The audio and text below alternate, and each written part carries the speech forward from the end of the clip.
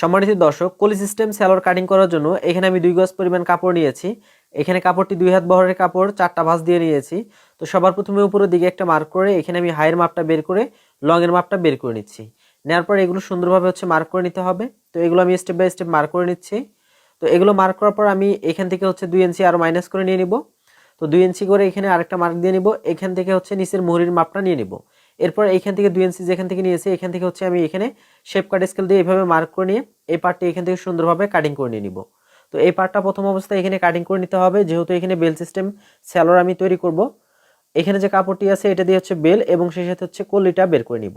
তো এখানে দেখুন এখানে 4টা পার্ট আছে, তো সেজন্য আমাকে এখানে কোমরটিকে 4 ভাগের 1 ভাগ নিতে হবে। আর এখানে যে কাপড়টি আছে সেটা দিয়ে আমাকে আমার কলিটা বের করে নিতে হবে।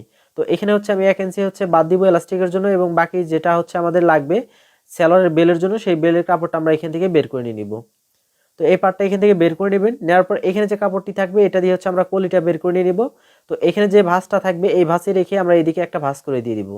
ভাঁজ করে দেওয়ার পর এই পার্টটা এখানে রাখবো। রাখার পর এখান থেকে ধরে আমাদের যতটুকু লুজ লাগবে সেই লুজটা বের করে নিব। এরপর এখানে শেপ কাট স্কেল দিয়ে এখান থেকে মিলিয়ে দিব। এখান থেকে মিলিয়ে দিব। দেওয়ার পর এই পার্টটা এখান থেকে সুন্দরভাবে কাটিং করে নিয়ে নিব। তো এইভাবে কিন্তু একদম সহজভাবে কলি সিস্টেম একটি সেলর কিন্তু আপনি কাটিং করতে পারবেন। ভিডিওটি ভালো লাগলে শেয়ার করে